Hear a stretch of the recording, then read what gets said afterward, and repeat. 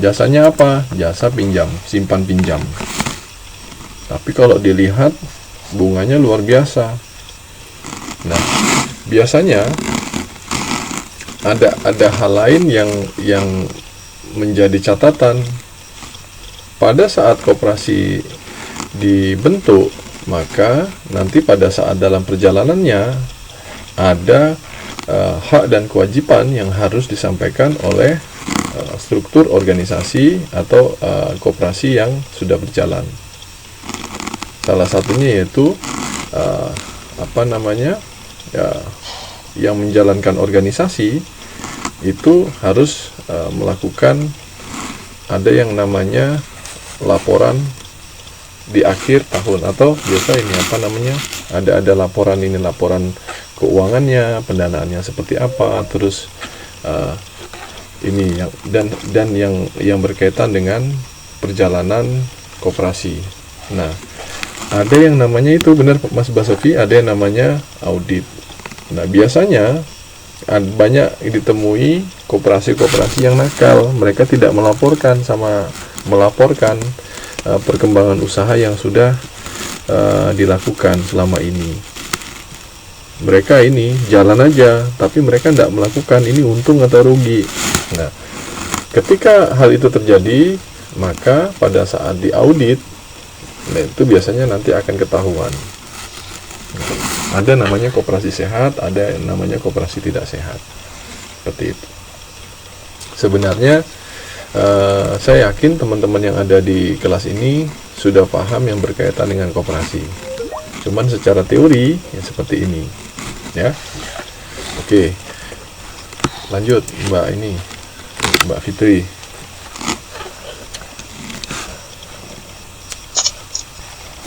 Maaf Pak, mau tanya tadi yang audit itu yang audit siapa? Audit nanti ada tim audit. Biasanya itu nanti tergabung dari beberapa elemen. Salah satunya yaitu dari dinas, dari pemerintah kota atau kabupaten ataupun yang lain. Karena gini, koperasi itu, nah saya tarik mundur lagi ya. Koperasi di sini merupakan organisasi ekonomi rakyat yang berwatak sosial, beranggotakan orang-orang atau badan hukum sebagai usaha bersama berdasarkan asas kekeluargaan dan kegotong royongan. Nah, tadi Mbak sudah menjelaskan berkaitan dengan tujuan koperasi, di mana tadi Mbak jelaskan tujuan koperasi di sini yaitu untuk meningkatkan kesejahteraan anggotanya. Nah, selanjutnya para anggota diwajibkan untuk membayar simpanan pokok maupun simpanan wajib yang telah ditetapkan dalam ADART atau anggaran dasar rumah tangga. Nah, kita belajar koperasi ini sebenarnya dari sekolah. Ya, saya yakin semua yang ada di kelas kita ini pada malam hari ini semuanya pernah ketemu dengan yang namanya koperasi sekolah. Dari SMP, kalau SD saya nggak tahu ya. Biasanya dari SMP, SMA ada yang ketemu namanya koperasi sekolah atau koperasi sekolah SMP mana gitu atau SMA mana. Nah, seperti itu. Nah, kita karena kita di situ adalah siswa salah satu sekolah yang ada di tempat kita yang punya koperasi, maka kita punya kewajiban untuk membayar simpanan pokok atau simpanan wajib yang telah ditetapkan dalam aturan ADART. Nah, koperasi di sini bukan organisasi kumpulan modal ya, karena keuangan koperasi di sini diperoleh dari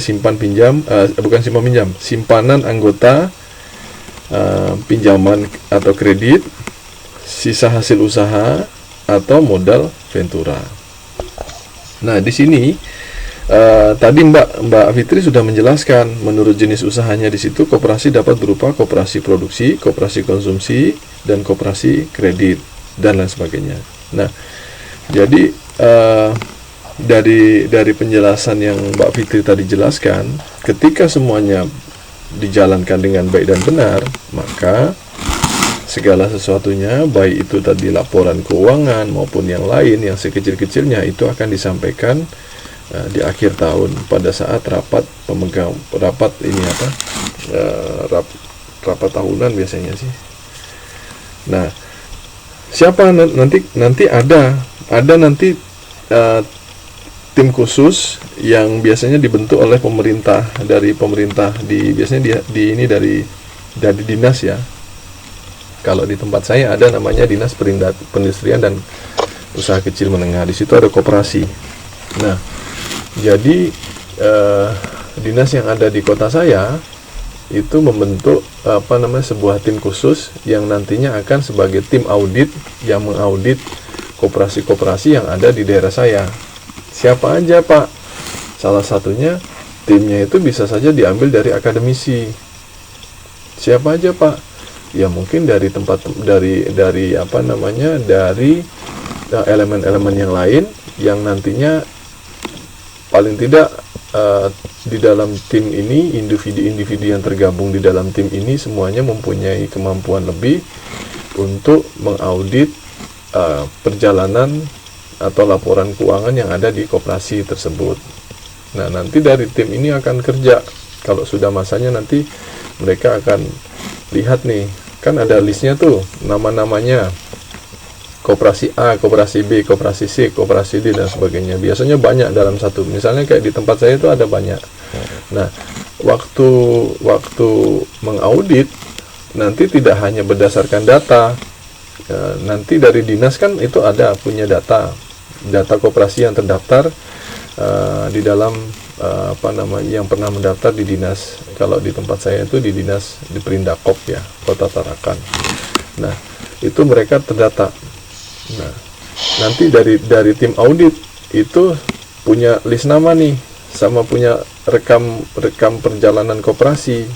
Nah, setelah data ini ditelusur, nanti ada namanya investigasi. Jadi tim nanti datang ke lokasi atau ke tempat di mana koperasi ini berjalan.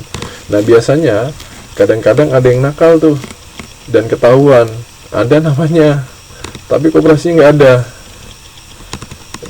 Nah, mereka itu hanya menggunakan nama itu untuk melakukan usaha tertentu seperti itu. Nah, pada saat setelah dilakukan audit, wah ini ketahuan nih, ini nggak ada nih, usahanya nggak jalan.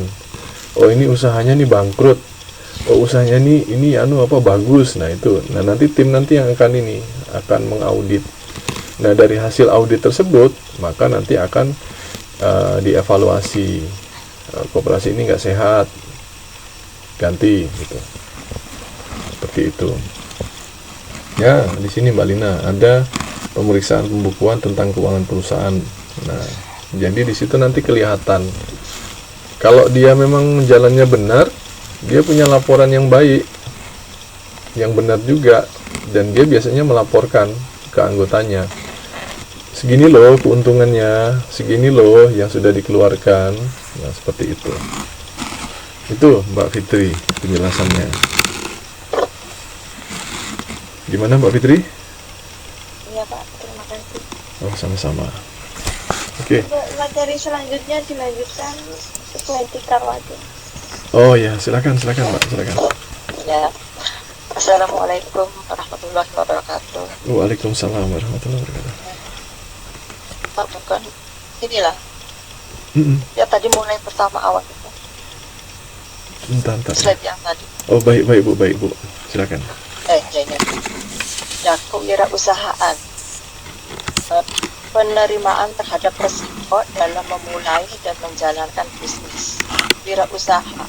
Jadi wira itu artinya berani. Jadi seseorang atau individu yang berani membuka usaha. Nah, orang yang memiliki bakat atau kemampuan untuk meneruskan pada kesempatan, baik dalam usaha yang baru maupun usaha yang telah ada, untuk menciptakan nilai dan asumsikan risiko dan penghargaan merupakan hasil usahanya sendiri. Alasan berani memulai bisnis, adanya kesempatan. Jadi daripada kerja di orang berjam-jam, baik membuka kesempatan untuk memulai bisnis. Yang kedua, keuntungan yang akan diperoleh. Ya, jadi dari mulai bisnis kecil sehingga dirintis